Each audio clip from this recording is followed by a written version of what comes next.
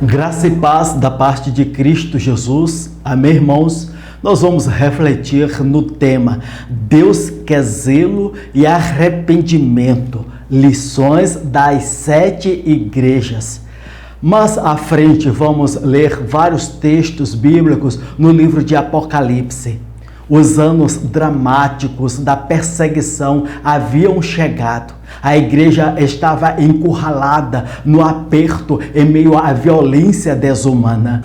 Todos os apóstolos já estavam mortos quando o apóstolo João é deportado, já velho, para a ilha de Pátimos. Talvez ali já existia a tentativa de eliminar o último representante do cristianismo. Enquanto o imperador tentava destruir a igreja, Deus estava edificando a sua igreja e prosseguia firme e forte na finalidade de levar esta mensagem. Enquanto João estava rodeado por águas por todos os lados, isolado, reduzido a uma solidão, enquanto todas as portas se fecharam para ele, Deus lhe abriu uma porta nos céus, quando em um dia ele teve uma visão. Conforme o texto de Apocalipse, capítulo 1, verso 11, que dizia: escreva no livro o que você vê e envie a estas 7 igrejas: Éfeso, Esmirna, Pérgamo, Tiatira, Sardes, Filadélfia e Laodiceia. Quando ele foi ver quem era,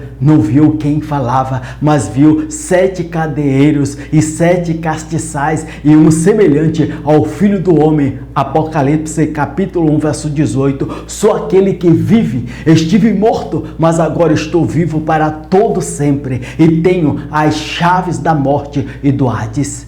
Verso 19, escreva, pois, as coisas que você viu, tanto as presentes como as que estão por vir. Verso 20, este é o mistério das 7 estrelas que você viu em minha mão direita e dos 7 candelabros. As 7 estrelas são os anjos das 7 igrejas e os 7 candelabros são as 7 igrejas. Amém. Quantas pessoas não percebem a presença do Cristo da glória entre nós. A sua presença na igreja está muito além um encontro religioso. Quando João vê o Filho do Homem ali, ele percebe que não é mais o Cristo com o rosto sujo de sangue, com a voz embargada pela sede, cujos olhos estavam inchados, cujas mãos estavam rasgadas pelos pregos, cujos pés estavam cravados na rude cruz.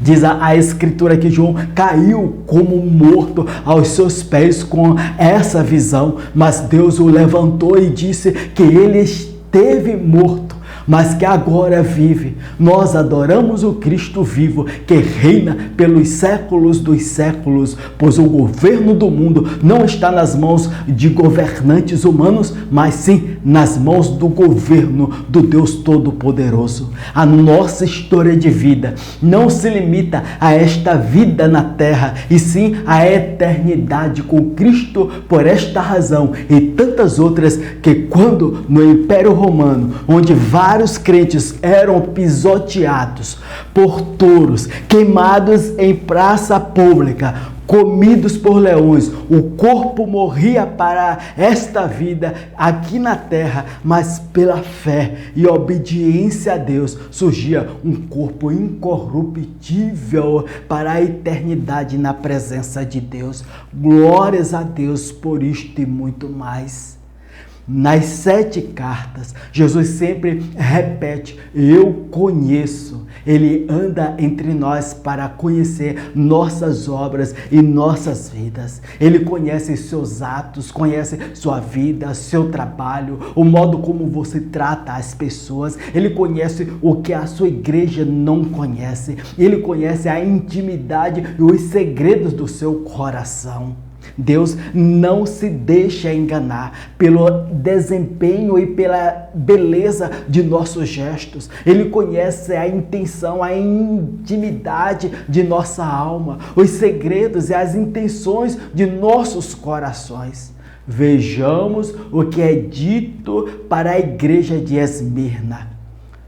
Em Apocalipse capítulo 2, verso 7, Aquele que tem ouvidos, ouça o que o Espírito diz às igrejas. Ao vencedor darei o direito de comer da árvore da vida que está no paraíso de Deus. Verso 8. Ao anjo da igreja em Esmirna escreva: estas são as palavras daquele que o primeiro e o último, que morreu e tornou a viver. Ele diz que conhece a sua tribulação. Jesus conhece as suas lágrimas, suas dores, suas angústias, suas necessidades e os seus desafios. Vejamos o que é dito para a igreja de Pérgamo.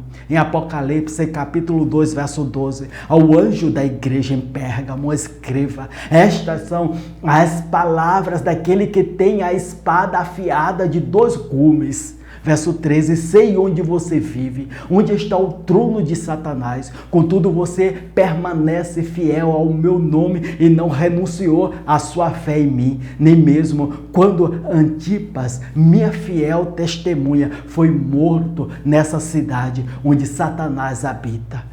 Para a igreja de Pérgamo, ele diz que conhece o lugar onde eles habitavam, onde estava o templo de Satanás. Lá havia o templo do Deus da cura, representado por uma serpente. Naquele primeiro século, a cura não era atribuída a Deus, mas essa dita divindade.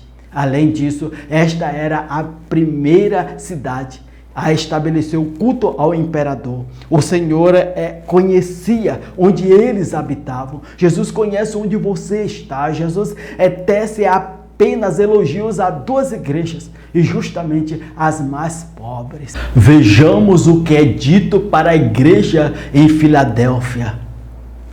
Apocalipse capítulo 3, verso 7. Ao anjo da igreja em Filadélfia escreva: estas são as palavras daquele que é santo e verdadeiro, que tem a chave de Davi. O que ele abre, ninguém fecha, e o que ele fecha, ninguém pode abrir. Conheço as suas obras. Eis que coloquei diante de você uma porta aberta que ninguém pode fechar. Sei que você tem pouca força, mas guardou a minha palavra e não negou o meu nome. Tu és pobre, mas aos meus olhos tu és rica, disse o Senhor. Uma igreja pode ser considerada desprezível aos olhos da terra e ser rica aos olhos do Senhor. Ele elogia a Filadélfia dizendo: tens pouca força, mas coloquei diante de ti uma porta aberta. Os recursos sempre nos são poucos, para que sempre dependamos do braço divino e não da força humana. Por outro lado, ele se dirige à igreja mais rica da Ásia e diz: tu és pobre, cega e nu. Deus não se impressiona com aquilo que impressiona o homem. Os céus não se impressionam com o que impressiona a terra. Ouvi uma ilustração que dizia: o arrependimento nos prepara para a presença de Deus, pois é do quebrantamento que nasce a pureza. Vejamos o que é dito para a igreja de Laodiceia. Capítulo 3 de Apocalipse, verso 14. Ao anjo da igreja em Laodiceia, escreva: estas são as palavras do Amém, a testemunha fiel e verdadeira, o soberano da criação de Deus. Conheço as suas obras, sei que você não é frio nem quente. Melhor seria que você fosse frio ou quente. Assim, porque você é morno, nem frio, nem quente, eu estou a ponto de vomitá-lo da minha boca. Você diz: eu estou rico, adquiri riquezas e não preciso de nada. Não reconhece, porém, que é miserável, digno de compaixão, pobre, cego e que está nu. O significado completo, literal da palavra arrependimento no Novo Testamento é sentir remorso, a autocensura pelos pecados cometidos contra Deus, estar contrito, entristecido, querer mudar de direção. Jesus elogia e critica várias igrejas, mas somente a Laodiceia Jesus não tem elogio algum, apenas críticas. A igreja de Laodiceia ficava no vale de um rio de águas térmicas. A igreja de Laodiceia era o centro financeiro da época, que processava todo o ouro da Ásia. Sabe o que eu aprendo com a igreja de Laodiceia? Que Deus não quer ninguém pela metade ou em cima do muro, porque não há como ser só amigo do evangelho ou frequentador nominal. Ou você se envolve de todo o coração com Deus, ou você se prostra diante do Senhor, dos senhores, ou sua vida vai provocar náuseas em Jesus. Na igreja de Laodiceia, Jesus identifica a falta de fervor espiritual. Mesmo não havendo denúncias de imoralidade naquela igreja, eles eram bem morais. O que faltava era fervor espiritual. E o texto começa falando sobre o fervor da igreja. Atualmente vivemos uma crise sem precedentes no Brasil, em vários lugares do mundo, né? E muita coisa tem mudado no decorrer desses dias. E a igreja do nosso Senhor e Salvador Jesus Cristo deve estar fervorosa. Precisamos orar para que Deus inflame outra vez sua igreja. Precisamos nos voltar para a Bíblia. Para concluir, meus queridos irmãos, no livro de Levítico, no capítulo 6, verso 12, mantenha-se aceso o fogo no altar. Não deve ser apagado. Toda manhã o sacerdote acrescentará lenha, arrumará o holocausto sobre o fogo e queimará sobre ele a gordura das ofertas de comunhão. Glórias a Deus! Mantenha-se o fogo continuamente aceso no altar. Não deve ser apagado. No texto bíblico, Jesus continua dando conselhos para a igreja, se apresentando como um mercador. Ele diz: compre de mim vestes e colírio.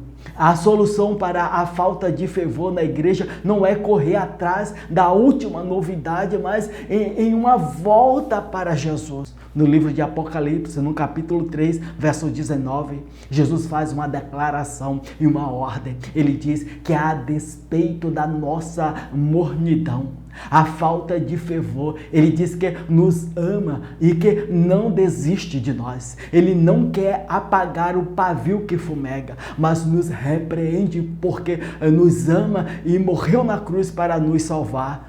E da condenação do pecado nós fomos curados. Ele diz: sê pois zeloso e arrependa-te. Por isso, no verso 20, ele está à porta e bate. Ele está batendo na porta do teu coração. Ele está insistindo que você largue essas migalhas e vá desfrutar da esperança de vida eterna com Cristo. Aprendemos com este contexto bíblico que Deus mais quer de nós é que tenhamos intimidade com Ele, na mesa dele, no lugar de comunhão íntima. Ele não quer você apenas no céu, mas também no seu quarto de joelhos em oração. As riquezas de Laodiceia eram nada diante das grandezas dessas promessas. Apocalipse capítulo 1, verso 21. Ao vencedor darei o direito de sentar-se comigo em meu trono, assim como eu também venci e sentei-me com meu Pai em seu trono. Verso 22, aquele que tem ouvidos, ouça o que o Espírito diz às igrejas. Deus continue abençoando a minha vida e a tua vida. Amém.